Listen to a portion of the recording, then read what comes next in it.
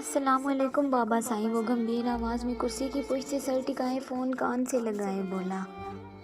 تو میلوں دور بیٹھے اس کے باپ کا دل اس کی تھکن سے چور آواز اور لہجے کے درد سے تڑپ اٹھا تھا۔ وعلیکم السلام میرا شیر پتر، کیا ہوا ہے؟ سب ٹھیک تو ہے نا؟ آج میرے بیٹے کی آواز میں صدیوں کی تھکن کیوں ہے؟ مجھے محسوس ہو رہا ہے جیسے تم پریشان ہو، وہ فکر مندی سے گویا ہوئے تھے۔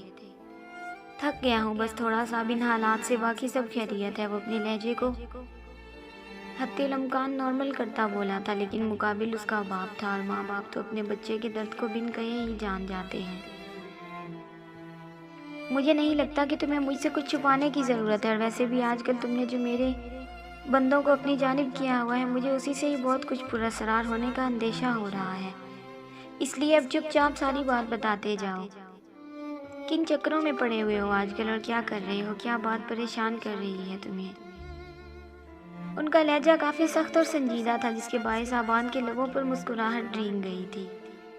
زینب کو جانتے ہیں نا آپ؟ مزنا کی کزن تابش ملک کی بہن۔ جانتا ہوں میں، آگے بتاؤ۔ وہ بے رخی سے گویا ہوئے۔ آبان نے ساری بات ان کے گوش گزار کر دی، اور خود دوسری جانب سے جواب سننے کے لیے مضطرب سا بیٹھا خاموش ہو گیا تھا۔ حسن صاحب اس کی ساری بات سنتے، ایک ہاتھ سے مٹھی بناتے ہونٹوں پر رکھتے خاموشی سے کسی گہری سوچ میں غوطہ زن تھے۔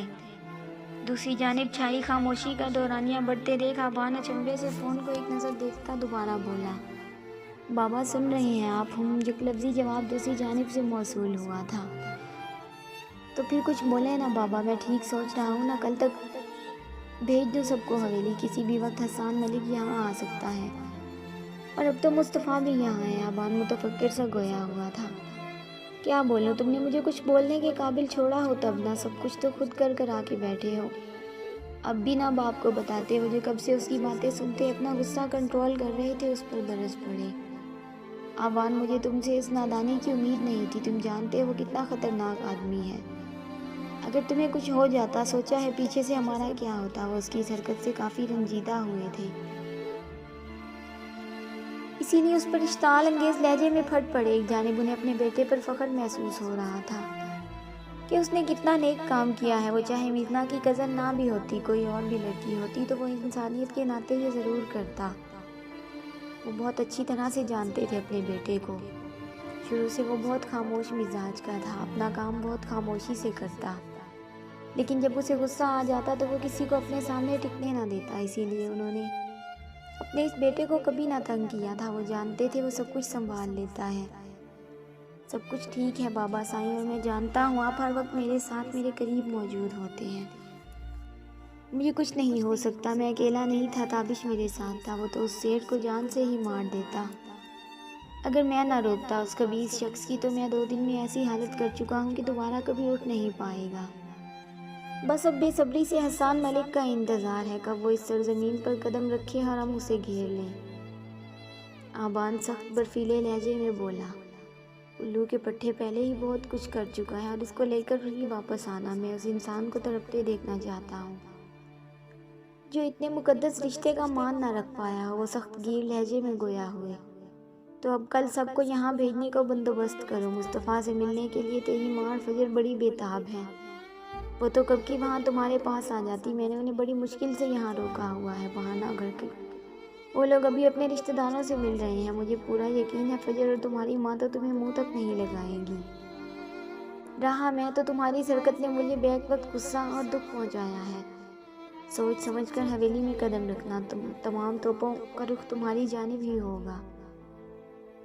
ان سے بچ بھی گئے تو پتر میرے لڑ تیار ہیں تیری سیوا کرنے کے لیے، کہتے انہوں نے فون بند کر دیا تھا، اور آبان صدمے میں گھرا ہونک بنا فون کو دیکھ رہا تھا، مطلب اسے صاف ہری جھنڈی دکھائی جا رہی تھی۔ وہ جانتا تھا سب بہت ناراض ہوں گے، لیکن وہ کوئی نہ کوئی حل نکال ہی لے گا۔ اسے یقین تھا کہ اس کی فجر اس سے کبھی ناراض نہیں ہو سکتی، اور ماں کو منانا تو چٹکیوں کا کام تھا۔ تابش جو اپنے آفس سے نکل رہا تھا، رستے میں آبان کی کال سنتا جلدی سے گھر داخل ہوا۔ سامنے حرم بیٹھی اپنے ٹوائز سے کھیل رہی تھی، اور نمرا کچن میں کھڑی کوئی نیو ریسپی ٹرائی کر رہی تھی۔ تابش نے گہرا سانس لیتے خود کو اس کی جانب سے کیے جانے والے سوالوں کے لیے تیار کیا۔ وہ جانتا تھا کہ حقیقت معلوم ہونے پر وہ اس پر خوب چیخے گی، چلائے گی، شور مچائے گی اور پھر آخر میں رو دے گی۔ گلا صاف کرتے وہ کچن میں داخل ہوا اور پیچھے سے اسے اپنے حصار میں لیا تھا۔ کیا ہو رہا ہے؟ میرے پیسوں کی دشمن تابش اکثر اسے چڑھانے کے لیے ایسے ہی بولتا تھا، کیونکہ وہ آئے دن نئے کھانے بنانے کی کوشش کرتی۔ کھانا تو اچھا بن جاتا تھا، لیکن اس سے پہلے جو نقصان ہوتا وہ دگنا تھا۔ سارا کچن تہس نہس ہو جاتا۔ ملازمہ بیچاری آدھا دن کچن صاف کرنے میں لگا دیتی۔ تابش کو پورا یقین تھا کہ وہ ضرور نمرہ کو کوستی ہوگی۔ تابش ایسے تو نہ کہیں، وہ اسے دور ہوتے منہ بناتی بولی اور بریڈ رول کو شیپ دینے لگی تھی جو مختلف شیپس میں تھے۔ اب کیا بنانے جا رہی ہو؟ نمرہ کا چہرہ پل میں غصے سے لال بھگوکا ہو گیا تھا۔ زیادہ فری ہونے کی ضرورت نہیں ہے۔ شکر نہیں کرتے خدا کا، اتنی پیاری سگر بیوی دی ہے، وہ آنکھیں گھماتے ہوئے بولی۔ آبان اس کی صدا سے اش اش کر اٹھا تھا۔ اچھا چھوڑو یہ سب، ذرا مجھے تم سے بہت ضروری بات کرنی ہے۔ 1 منٹ میں ہاتھ صاف کر کے لاؤنج میں آؤ، سنجیدگی سے کہتا باہر نکل گیا۔ پیچھے نمرہ بھی کندھے اچکاتے ہاتھ دھوتی باہر نکلی تھی۔ لاؤنج میں صوفے پر نمرہ کو اپنے قریب بٹھاتے اس کے دونوں ہاتھ تھامتے تابش خود کو آنے والے حالات کے لیے تیار کرتا۔ گہرا سانس صادر کرتے ہوئے بولنا شروع ہوا تھا۔ دیکھو میری بات بڑے غور سے سننا اور سمجھنے کی کوشش بھی کرنا۔ زینب اس وقت اپنے گھر نہیں بلکہ ہمارے ریلیٹیوز کے گھر موجود ہے۔ حسان ملک اچھا آدمی نہ تھا، وہ ہماری آنکھوں میں دھول جھونکتا آیا تھا۔ آج تک اس نے زینب کا سودا کسی سیٹ سے پکا کیا اور اسے کسی کو بیچ کے یہاں سے فرار ہو چکا ہے، اور جب تک میں یہاں سے وہاں پہنچا تھا وہاں کوئی نہ تھا۔ یہ سب جانتے میں پاگل ہونے کو تھا، لیکن شکر خدا کا کہ اس نے اپنے نیک بندے کو میری بہن کی حفاظت کے لیے بھیج دیا، اور کچھ ہی وقت میں انہوں نے مجھ سے رابطہ کر لیا۔ تم یقین جانو جب مجھ پر حقیقت کھلی تو میرا دل پھٹنے والا ہو گیا تھا، لیکن مجھے انہوں نے حوصلہ دیا اور ہم دونوں نے مل کر اس رذیل شخص کو ڈھونڈ نکالا اور اسے سخت سزا دی۔ اب بس حسان ملک کا انتظار ہے۔ تمہیں اس لیے نہیں بتایا کہ اچانک تم پریشان ہو جاؤ اب چونکہ ہم لوگ اپنے دشمن کے بالکل قریب ہیں تو ہمیں آج ہی وہاں کے لیے نکلنا ہوگا، کیونکہ کل آپ سب کو یہاں سے اکٹھے ہی نکلنا ہے۔ یہاں بہت خطرہ ہوگا، اس لیے تابش نے محبت سے اسے ساری بات سمجھائی تھی، جبکہ نمرہ ہکا بکا سی منہ کھولے اسے دیکھ رہی تھی۔ اس نے آنکھوں میں موٹے موٹے آنسو لیے اسے دیکھا۔ اتنا سب کچھ ہوتا رہا اس کے ساتھ، وہ منہ پر ہاتھ رکھتی دھیمے لہجے میں بولی۔ تابش نے اس کی آنکھوں میں آنسو دیکھ کے اسے قریب کیا تھا، لیکن وہ سر ہلاتی مزید دور ہو گئی تھی۔ نمرہ اسے کچھ نہیں ہوا، وہ ٹھیک ہے، شکر خدا کا، آپ پریشان نہ ہو۔ تمہیں یہ سب اسی لیے نہیں بتایا تھا میں نے۔ اس نے تعصب سے سر کو جھٹکتے اسے خود سے دور بیٹھے روتے ہوئے دیکھا۔ وہ جانتا تھا یہی ہونا تھا،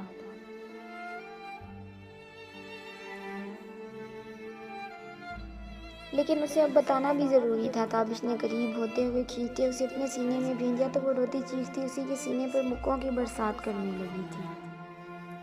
چھوڑیں مجھے، آپ بہت برے ہیں، آپ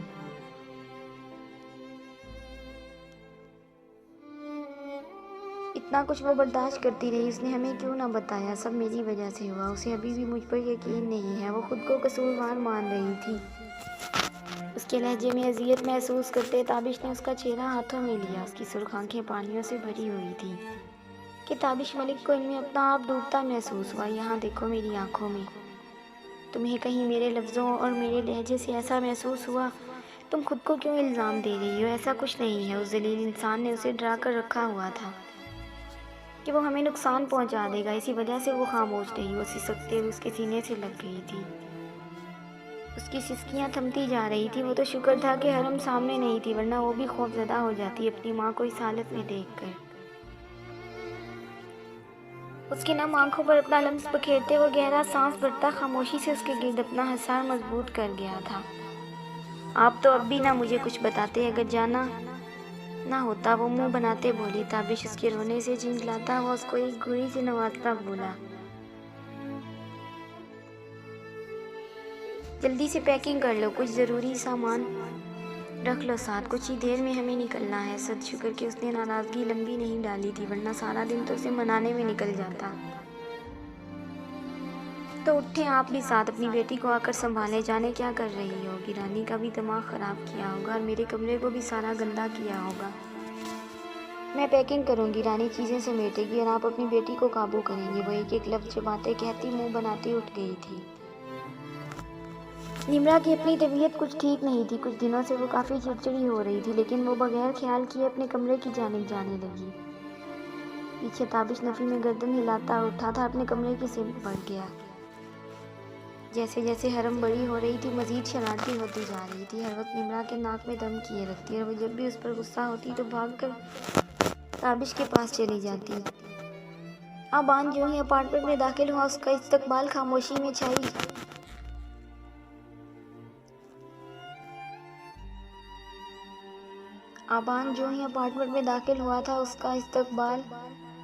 اپارٹمنٹ میں چھائی گہری خاموشی اور سناٹے نے کیا۔ اس کا دل خوف زدہ ہوا تھا اور تیز دھڑکتے دل کے ساتھ وہ دھیمے قدم اٹھاتے لاؤنج میں داخل ہوا تو سامنے زینب اور مصطفیٰ بیٹھے کوئی کارٹون سیریز دیکھ رہے تھے۔ اس نے سکون کا سانس لیا، جانے ایک پل میں کیسے وسوسے اس کے دماغ میں پلنے لگے تھے۔ ثنایا بیگم نے اپنے کسی رشتہ دار کی طرف جانا تھا، وہ وہاں گئی ہوئی تھی۔ ان دونوں کو اتنی محبت سے ٹی وی پر نظریں جمائے دیکھ وہ سلام کرتے ان کے قریب آیا تھا اور مصطفیٰ کو کھینچ کر گود میں بٹھایا۔ بابا don't talk to me, you are alive, وہ منہ پھلاتا اپنا دھیان سامنے لگی بڑی سی اسکرین پر کرتے ہوئے بولا۔ بیٹا ضروری کام تھا، بابا کو اس لیے گیا تھا اور آپ کے لیے ایک سرپرائز پلان کرنا تھا نا؟ آبان اسے پیار کرتا لہجے میں محبت سموتے ہوئے بولا۔ سرپرائز کس کے لیے؟ سیکرٹ ہے میری جان۔ آبان نے مسکراتے اس کا ناک دبایا تو مصطفیٰ مسکراتا ہوا سر ہلاتا اٹھ گیا تھا۔ میں ریڈی ہو کر آیا 1 منٹ میں۔ آبان نے اس سے تھوڑے فاصلے پر بیٹھی زینب کو دیکھا جو اٹھنے کے لیے پرتول رہی تھی۔ اسے بے انتہا ہنسی آئی لیکن لب دانتوں میں دباتا ہوا بولا، زینب آپ بھی ریڈی ہو جائیں، کچھ شاپنگ کرنی ہے، مال جانا ہے ہمیں۔ وہ سر ہلاتے فوراً اٹھتے ہوئے کمرے کی سمت بڑھ گئی تھی۔ ابھی تو آبان نے اسے بات بھی کرنی تھی حسان کے مطابق۔ اس کا تو یہی سوچ کر دماغ پھٹ رہا تھا کہ وہ کیسے اس کی جانب سے ریلیکس کرے گا اسے زینب کے دل کی کیفیت کا اندازہ تھا، اس لیے وہ اضطراب میں گھرا ہوا تھا۔ آبان نے مصطفیٰ کو مال میں ایک جانب لے کر جاتے حویلی جانے کا بتایا اور گھر والوں کے لیے شاپنگ کی۔ زینب جلدی تھوڑی بہت چیزیں پسند کر رہی تھی۔ آبان کے کہنے پر واپسی پر انہیں شام ہو گئی تھی۔ مصطفیٰ اپنے بیگ لیتا داخلی دروازے کو ابورٹ کرتا اندر کی جانب بھاگا، جبکہ پیچھے زینب جو آرام سے باہر نکلنے لگی تھی۔ آبان کی گمبھیر آواز اس کے کانوں میں گونجی، وہ اپنی جگہ پر ساکت سی ہو گئی۔ مجھے آپ سے ضروری بات کرنی ہے زینب۔ آخر پھر کیا ہونے والا تھا؟ اس کے ساتھ چہرے کی رنگت ایک دم پیلی پڑنے لگی تھی۔ آج پہلی مرتبہ آبان چودھری نے اسے نظر بھر کر دیکھا تھا اور غیر ارادی طور پر اسے دیکھے گیا۔ اس کی آج اس قدر قریب بیٹھنے پر متضاد اس کی نظروں کو خود پر مرکوز پاتے دیکھ وہ کنفیوز ہونے لگی تھی۔ پلکیں لرزنے لگی تھی۔ آبان کو اس کے لرزنے سے بہت کچھ غلط ہونے کے آثار لگ رہے تھے، لیکن اسے اپنے ماضی سے نکالنا تھا۔ اسے یہ سب کچھ فیس کرنا تھا۔ جو چہرہ کچھ دیر پہلے پیلا پڑ رہا تھا اب اس پر ہلکی پھلکی لالی بکھری پڑی تھی۔ وہ جانتا تھا کہ وہ کسی کے نکاح میں ہے، لیکن اسے تسلی دینے کی خاطر آبان چودھری نے آج پہلی بار تھوڑی پیش قدمی کی تھی۔ اس کے ہاتھوں کو نرمی سے اپنے ہاتھوں میں لیتے اپنے بھاری گمبھیر آواز میں وہ گویا ہوا، میں سمجھ سکتا ہوں آپ کی دلی کیفیت کو، لیکن آپ کو ہم دونوں پر یقین رکھنا ہے، انشاءاللہ سب بہتر ہو جائے گا۔ اللہ پاک ہمارے ساتھ ہے، جو بہتر چاہے گا وہی ہوگا۔ اس کا لہجہ حد درجہ نرم تھا، اس لیے گھبرانے یا پریشان ہونے کی کوئی ضرورت نہیں ہے۔ ہم آپ کے مجرم کو آپ کے سامنے لا کھڑا کریں گے اور اس کی سزا آپ خود سنائیں گی۔ زینب کے آنسو رواں تھے، اسے آنے والے وقت کا خوف ستانے لگا تھا۔ آخر میں بولتے اس کا لہجہ بے انتہا سرد ہو گیا تھا۔ زینب نے روتے اس کے لہجے کی سختی محسوس کرتے ہوئے اپنی آنکھیں میچ لی تھی۔ زینب میں آپ کو پہلے بھی کہہ چکا ہوں کہ رویا مت کریں، جس سے آپ